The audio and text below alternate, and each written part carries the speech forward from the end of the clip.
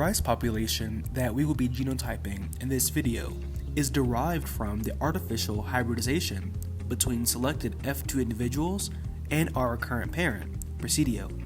These plants are still in their vegetative state and are ready for leaf tissue sampling.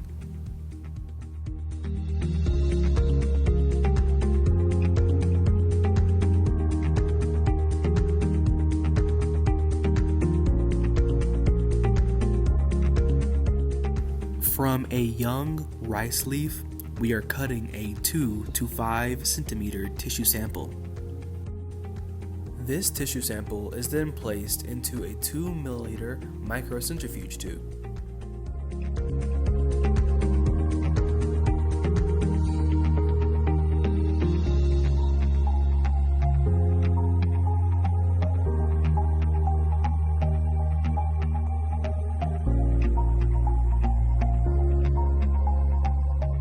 Always make sure to properly label your tubes from this point on for accurate genotyping.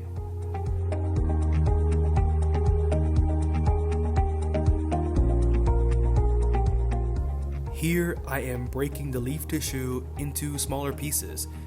This will allow for a more efficient grinding of the leaf tissue.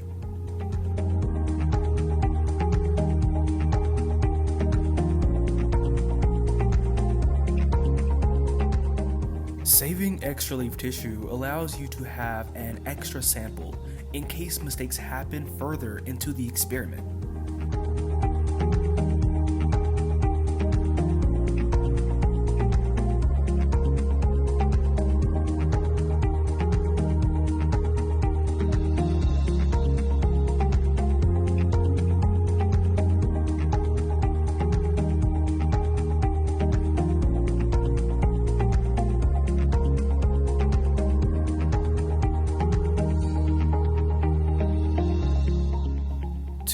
Grinder beads need to be placed into the 2 milliliter centrifuge tube along with the leaf sample.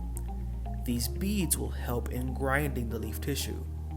The grinding of leaf tissue is a critical step because it physically breaks open the cell wall, allowing access to the nucleus and the DNA contained within it.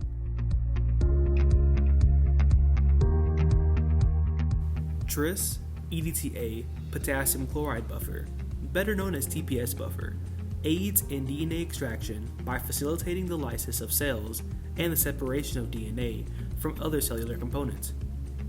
When TPS is added to a sample, Tris maintains pH stability, while EDTA chelates divalent cations that could degrade the DNA.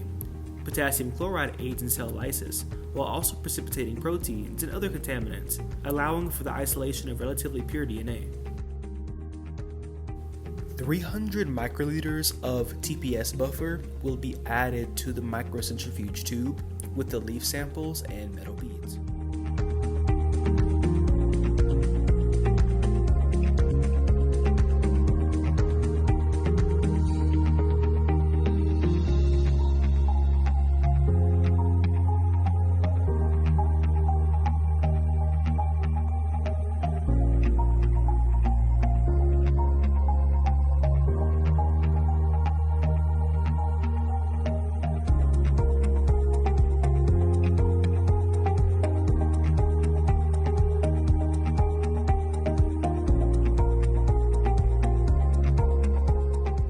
We will then place the samples into the genogrinder to be crushed at 1500 RPM for 30 seconds.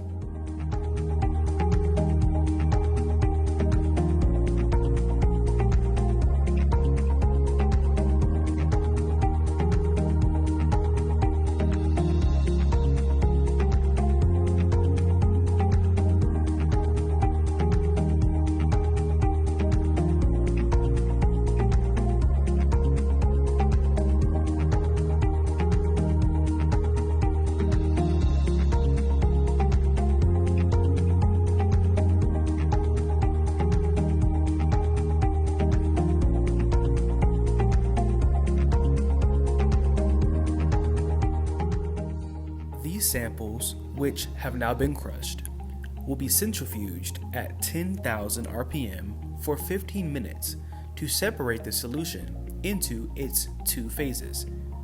The DNA will remain in the aqueous phase of the solution, while proteins and lipids will remain in the organic phase.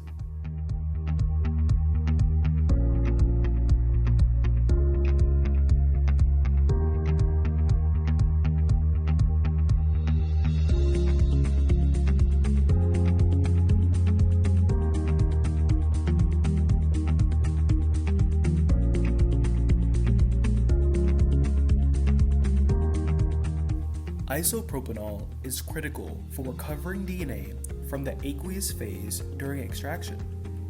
DNA is highly soluble in water due to the polar nature of its phosphate backbone. Adding isopropanol reduces the polarity of the solution, decreasing the solubility of DNA. It ensures efficient, quick, and selective precipitation of DNA while minimizing the required volume and time. 100 microliters of isopropanol will be added to each well of a 96 well plate.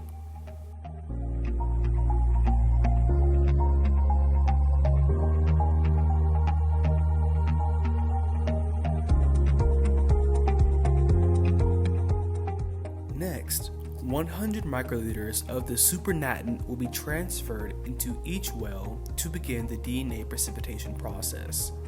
The isopropanol and the supernatant liquid will need to be thoroughly mixed by trituration.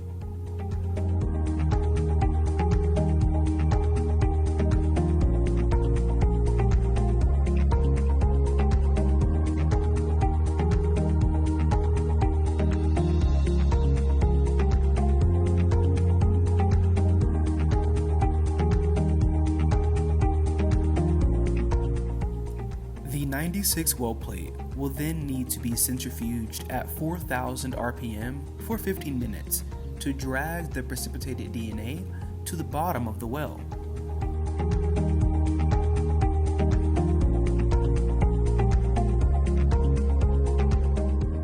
One more round in the centrifuge will aid in ensuring the DNA pellet does not fall out of the 96 well plate. Ethanol is used to wash the wells because it effectively removes unwanted impurities like salts, organic solvents, and other contaminants, while ensuring that the target biomolecule is retained. 200 microliters of 70% ethanol are used in this demonstration.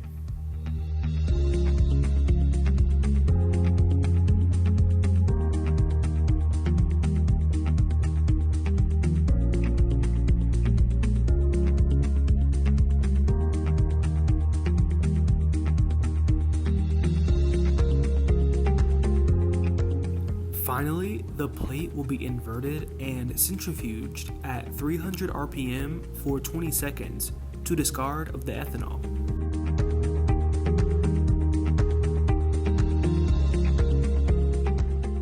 Our final step will be dissolving our DNA in tris EDTA buffer, or TE buffer. Dissolving DNA in TE buffer with RNase ensures the DNA is stable, free of RNA contamination, and protected from degradation.